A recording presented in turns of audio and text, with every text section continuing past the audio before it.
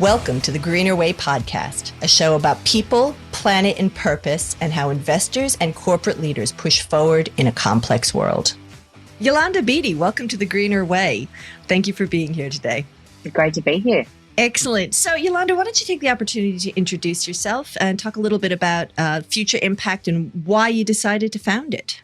Yeah, sure. So my name's Yolanda Beattie. I'm the founder of Future Impact and the director of a boutique consultancy called Yo & Co. Future Impact is one of my flagship programs, and the broader practice is all about human potential and helping people build flourishing careers and have fulfilling lives. So Future Impact is an initiative that's about attracting more women into the front office, so helping them launch their career in investment management.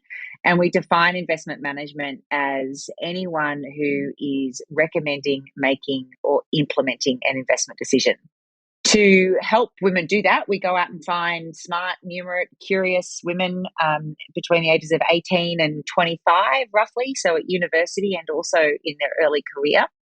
And we let them know about what this incredible profession is all about. We give them an insight into the assets and capital allocation process, and then connect them with industry leaders to help them build their networks, build their confidence, and ultimately a passion for markets that sets them up to succeed in the investment management profession. Why specifically the investment management profession, Yolanda? Yeah, well, I've worked in and around funds management for most of my career, and I have always been personally really interested in markets and find the whole process of capital allocation, the type of dynamics that you have to get your head around, whether it be economics, markets, politics, demographics, environmental trends, social trends. There are so much complexity to it. So the intellectual rigor of it has always been something that I've been deeply fascinated by. And I've always been innately fascinated by the nature of power, who has it and who doesn't. And is that power dynamic the best dynamic to serve, I suppose, the greater interests of the world, my take on the greater interests of the world. And when I was getting involved in the area of workplace gender equality, when I was at the Workplace Gender Equality Agency and I was running their public affairs department, it became apparent that the front office, where they were allocating, in the case of Australia, $4 trillion of capital, didn't have the women making the decisions, and was so male dominated that in fact some 95% of final decision makers continued to be men. And that just doesn't bode well for good decision making. Not only do most of the major decision makers are men, but only some 25% of the actual investment teams are women. So we know that women make great decision makers, or the research shows they also make great investors. They have more humility. They tend to have more humility than men. They make better risks than men. And not that it even needs to be a battle of men versus women, because the research also shows that it's about the diversity ultimately that drives better decision making. And that felt like a career with its huge impact and influence that would have that'd be incredible to be able to make an impact on.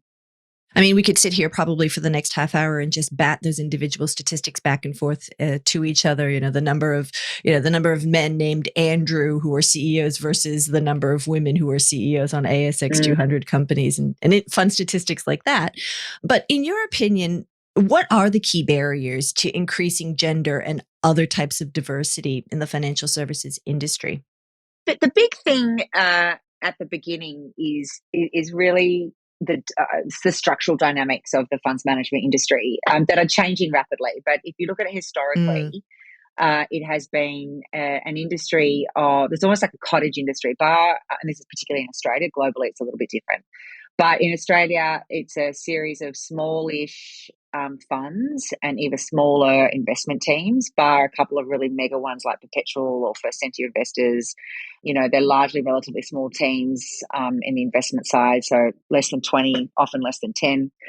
And those teams are all pretty tightly held. So they're often in partnerships, or they're in teams where the turnover is very low, the structure is very flat. And so the opportunity to bring in difference and hire new people in those small teams is just infrequent.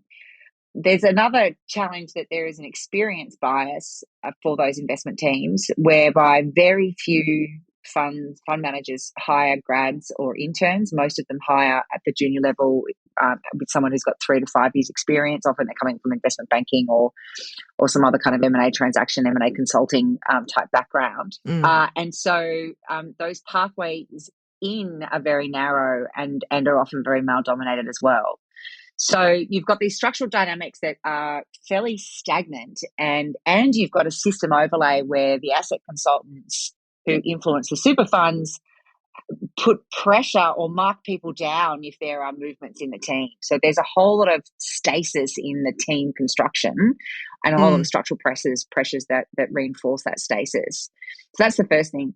The second thing then is a whole lot of other cultural dynamics and practice dynamics within funds that mean that they're less likely to be as on the radar of women as men in these investment roles. So that first piece is that they're not at universities raising awareness because they don't hire from universities. So young women just don't know enough about the career. When they do think about it, they think about it more like investment banking. If they go to an investment banking internship and they work, 100 hours a week as part of just cutting their teeth, that becomes a bit of a turn off, and they get put off by Hollywood stereotypes from shows like Wolf of Wall Street and Billions and the like. Yet when you go into an investment team, you'll generally find a bunch of more kind of introverted, quirky, deep thinking analysts than you necessarily will find from what you might see on TV. So that's been the history. When we look at what's changing, the massive consolidation happening in the industry that's a result of the mergers and acquisitions in particularly the industry super fund space, the shrinking of the retail super fund space and the shift even more towards industry super funds is creating these mega funds with most of them having a mandate to internalize their asset management in order to be able to reduce fees, which is creating these huge investment teams in a tight talent market where increasingly these investors are recognizing that they need to have a long-term view on their talent identification and development strategies. And so we're certainly seeing a growing move towards that grassroots talent nurturing and future impact plays a part. But that's just the beginning. That's the structural piece. That's the lack of awareness and perception at the university levels. Then we have a whole stack of challenges that stop women progressing in the ranks, being promoted through the ranks and staying in the industry. That also need to be tackled. So what's shifted since your first intake of young female talent with future impact? It's been, 8 years? I was just trying to calculate in my head. Yeah, so we launched kind of mid-2018, towards the end of 2018. Yeah, so it's been 6 years. And so 4 it really years, kicked off in earnest. It felt like it really kicked off in earnest in 2019. That's when I took it. When I left Mercer, I started it when I was at Mercer, and I was able to take it with me when I decided to set up my own practice.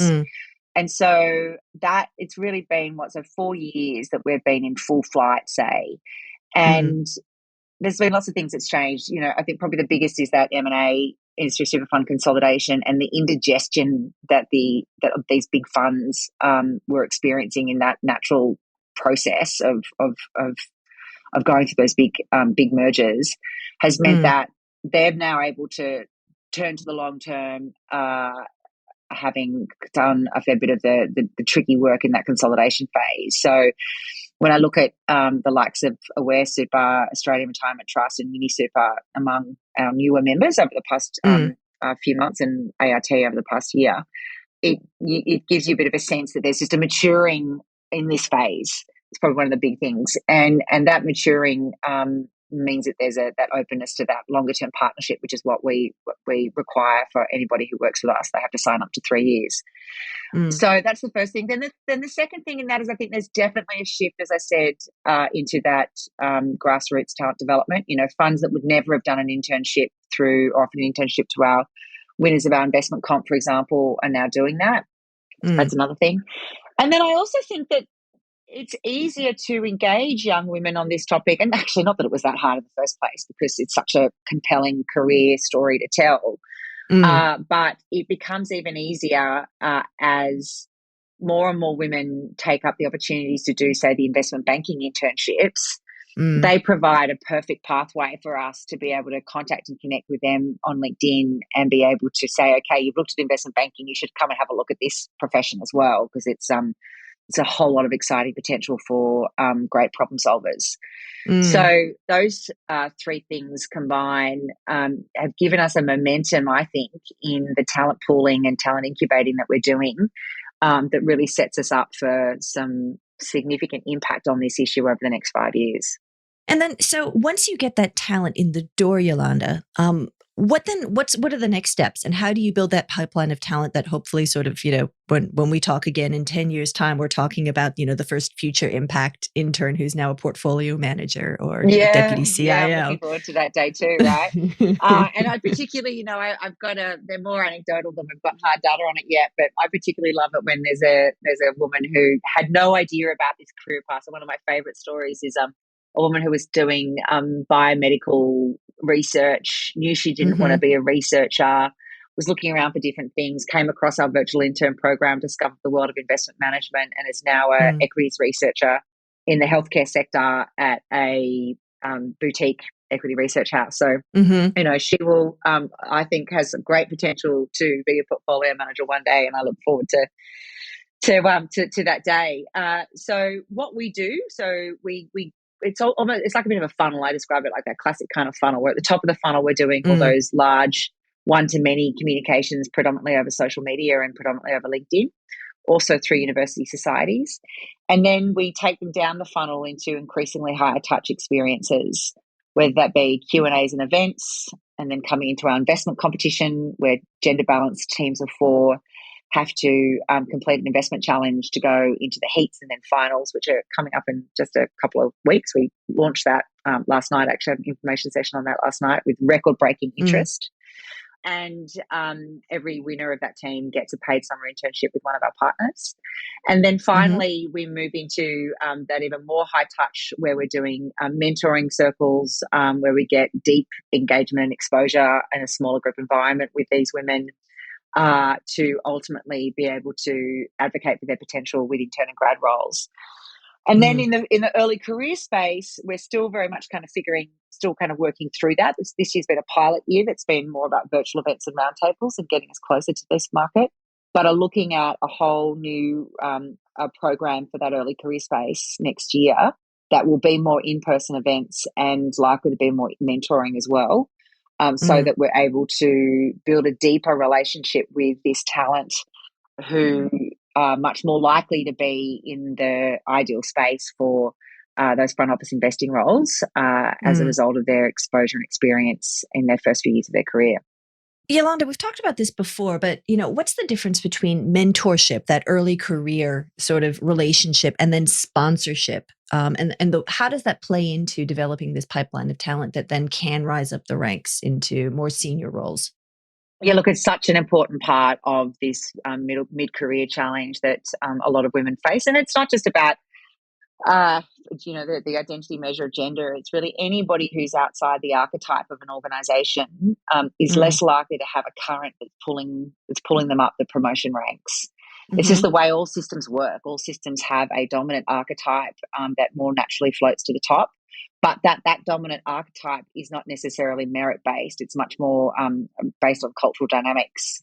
So, what sponsorship is designed to do, as distinct from mentorship, is to equip and enable those senior leaders who are often in the dominant archetype, they're certainly in the top of the tree, and equip and enable and Mm, inspire them to use their reputational capital to advocate for the career advancement of everybody in the pipeline, but particularly less dominant groups in that talent pipeline. mm, The way that I tackle that, so we have a sponsorship program that we're actually starting next week, down in Melbourne with Schroders, CBUS, and VFMC, which I'm extremely excited to be getting underway. It's going to be a really exciting experience, an 8-month program where senior mm, leaders from those organisations are being paired with mid-level talent. It'll be men and women on both the sponsor and sponsee. And what mm, those sponsors learn about is the different steps to sponsorship, because not everybody is ready to move forward and be promoted. And so there are a number of steps that sponsors can take in the step before advocacy. And so we lay that out Mm, as mentorship has a role. That's about providing, advice, guidance, sharing unwritten rules.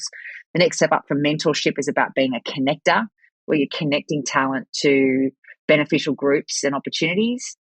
Then the next level up is an amplifier, where you're amplifying the voice of often underrepresented groups. And that's mm, sometimes about providing a platform, but sometimes it's also just about backing up those views.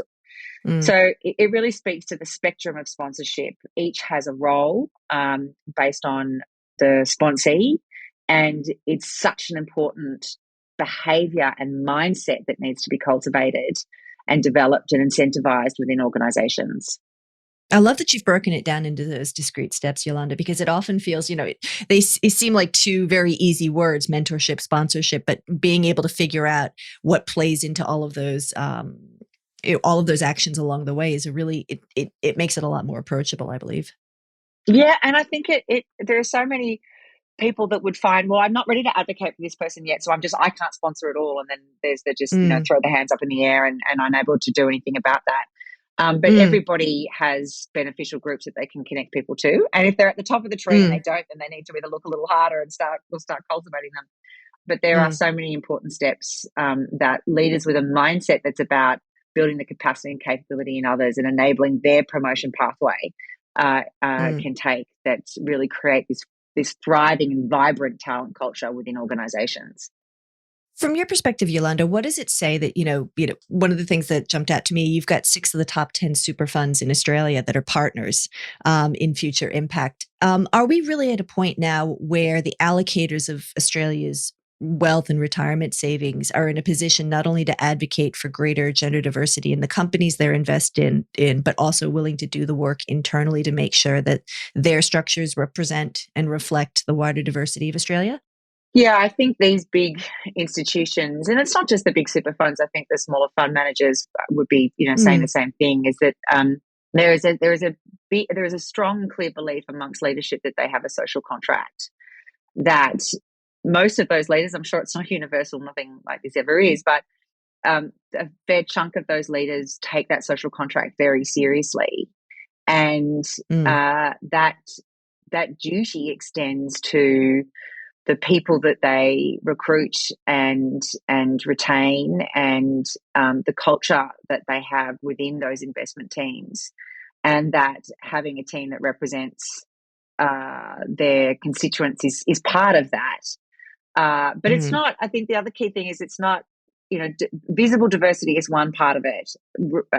Arguably, even more important is a culture, not necessarily more important, but certainly equally important, is a culture where people are able to do their best work. They're able to bring their best selves to work. They are able to bring out the best in others.